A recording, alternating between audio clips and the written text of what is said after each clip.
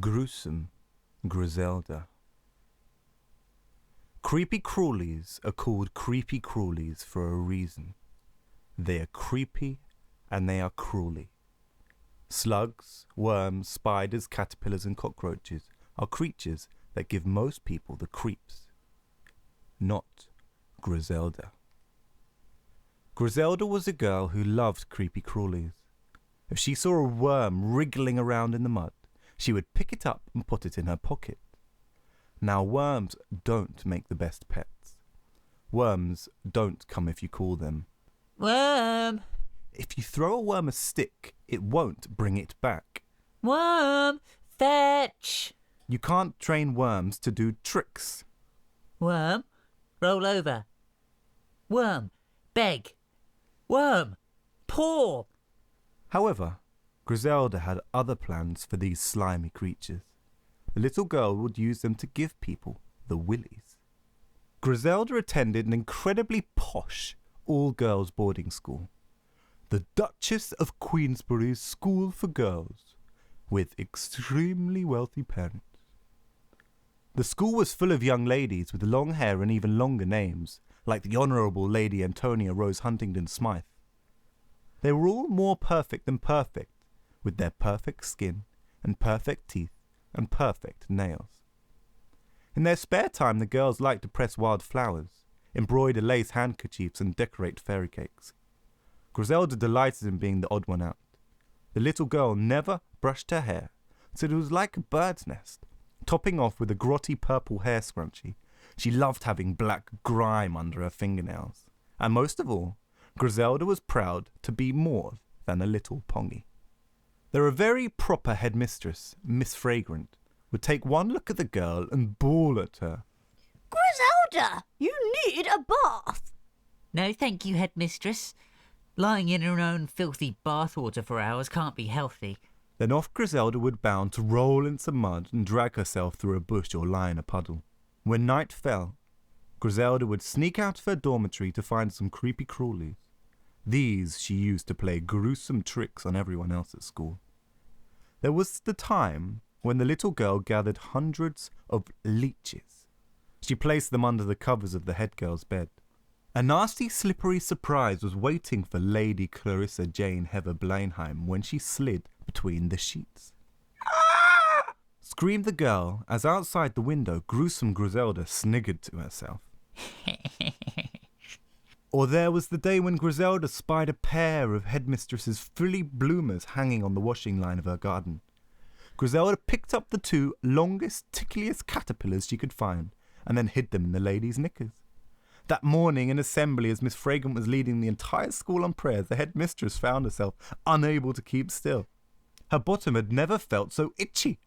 Ah! All the schoolgirls looked at the lady aghast as the usually proper Miss Fragrant wriggled and hopped around the stage, yelping like a little dog. Yeah, yeah. Only Griselda knew the reason why. Sitting in the back row of the school hall, she couldn't help smirking at the chaos she had caused. Worst of all was the time on prize-giving day when the guest of honour at the school was none other than Her Majesty the Queen. The Queen was there to hand out the prizes to all the girls who were even more superior than the others, and to give a speech on how best to succeed in life. When all this was happening, Griselda, who was unlikely to be burdened with any prize unless there was one for cheesiest feet, sneaked off to the school kitchen. There she replaced all the cucumber in the sandwiches with slippery slugs. As all the prize winners took tea and sandwiches at the garden party after the Queen, everyone was on their absolute best behaviour. Even though the cucumber sandwiches tasted disgusting, the teachers, parents and prize-winning girls all swallowed them without complaint. No one wanted to make a scene in the presence of such a distinguished guest. Delightful sandwiches, Said one old duchess. Yes, well, this cucumber is so fresh tasting. Replied a countess, It's almost as if it's alive. who would spit out their food in front of Her Majesty the Queen. Well, nobody except Her Majesty the Queen. This was for the simple reason that she was Her Majesty the Queen already. Her Royal Highness took one bite of her slug sandwich and immediately spat it out. Blech! She screamed as she splattered the food all over the headmistress. Breadcrumbs covered Miss Fragrant's hair while a half-chewed slug ended up stuck to her glasses. Above their heads, a branch of a tree was bouncing up and down. Griselda was hiding up there, hooting to herself uncontrollably. There was a slug in my sandwich, Barked the Queen. Is that so? Replied the headmistress, squirming with embarrassment as eyes all turned onto her. Well, does your Royal Highness not like live slugs as a sandwich filling? No, Replied the Queen. and not the dead ones either. Oh, noted. We promise never to serve your Royal Highness any slug-based snacks next time. There won't be a next time. Spluttered the Queen as she marched off in the direction of her Rolls Royce. Slug sandwiches? I've been served some revolting food in my travels, but this is the absolute worst. Have that headmistress locked in a dungeon in the Tower of London. Well, it's a museum now, Ma'am. Replied her lady-in-waiting. Well, then, very well, lock her up in the gift shop. Snapped the Queen. She slumped in the back of her Rolls Royce. Put your foot down, man. Yes, Mom, replied the chauffeur as the beast of a car zoomed away. The flags flapped in the wind. And stop at the nearest kebab shop. I need to have something to take this disgusting taste away. The Queen barked, desperately trying to rub the slug juice off her tongue with the lace handkerchief. This was the darkest day in the school's long history. Immediately all the pupils, parents and teachers were gripped by this mystery. Who was the phantom Creepy Crawley's pest? Wanted posters were put up all over the school. Wanted. Do you know who put leeches in the head girl's bed? Hid caterpillars in the headmistress's undergarments and put an unspeakable creature in the otherwise delicious sandwiches served to Her Majesty the Queen on prize-giving day? Information wanted. 1,000 reward. Given for any information that leads to their capture. All the girls at Duchess of Queensberry's were too rich to care about a mere £100, so the reward had to be put up to £1,000. That was a whole week's pocket money to some of those girls. Still, there were more attacks. A toilet bowl in the staff room was filled with cockroaches. They nipped the bottom of the history teacher, Miss Wolseley, as soon as she sat on the toilet seat. Ouch! A huge hairy spider gave the art teacher, Miss Hockney, the shock of her life when it was put in a box of brooches and the lady tried to pin it to her chest. Oh! And the school matron came in for a nasty surprise when she poured herself a large tumbler of whiskey at the end of the day, only to find the bottle was full of live maggots. No! Every time Griselda played a nasty trick on someone, she wanted it to be even more gruesome than the last. Mornings before school, Griselda would rise at dawn to go down to the pond to fish out tadpoles, frogs and newts. Lunchtimes were spent foraging in the grounds for beetles, centipedes and woodlice. In the dead of night, Griselda would sneak out of her bed to dig up the school playing field for worms. Each night she would put hundreds of the wiggliest ones in a wheelbarrow and take them back to her dormitory.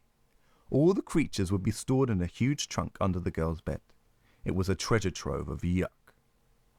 Soon the trunk was a swirling, whirling mass of creepy crawlies. Griselda would laugh to herself as she poured in the last finds. When she finally slipped into bed after her foraging expeditions, Griselda would dream up her next nightmare. The bigger, the badder, the better. From out of the darkest corner of her mind crawled the nastiest of thoughts. Could Griselda use all these creatures at once? That way, she would create the most gruesome trick of all time. This would be her masterpiece. It was a gruesome plan, even by Griselda's standards. The little girl decided she would fill the headmistress's bath from top to bottom with creepy crawlies. Miss Fragrance always lectured Griselda about having a jolly good soak, and would often rhapsodize to her pupils in assembly on the joys of bath time. Girls, you must bathe at least thrice a day. It cleanses not just the body, but more importantly the mind, She would say. As soon as it went dark, Griselda dragged her heavy trunk to the headmistress's cottage. She climbed into the house through an open window and found the bathroom. The bath was already full of hot water, and the sweet, smell of lavender oil hung in the air. It was a smell that made Griselda feel sick. Yeah. The lights in the bathroom were dimmed and candles were placed around the bath. The girl pulled the plug and drained the bath of water. In the next room, she could spy the headmistress in a nightgown, putting her long grey hair up into a bath cap in readiness for a nightly soak. Next, the gruesome girl put the plug back in and poured all the creepy crawlies from her trunk into the bath. She filled it to the brim. It was a terrifying sight, all those creepy crawlies crawling over each other. It was a sea of horrors. Griselda stood back and admired her work. She sniggered to herself at the wicked picture she had painted in her mind of Miss Fragrance unwittingly slipping into the bath. However, as the little girl was lost in her thoughts, the headmistress swung open the bathroom door. Bang! The door knocked Griselda clean over, and she toppled headfirst into the bath. In seconds, the creepy crawlies covered her. They devoured her instantly. The headmistress desperately tried to pull Griselda out of the bath. Griselda! Griselda! But there was nothing left of the girl, save for a half-eaten purple hair scrunchie. In a way, Griselda had been right. Baths were not good for her. If she had lived, the girl would have learned an important lesson. Never play tricks on people that you wouldn't want played on you.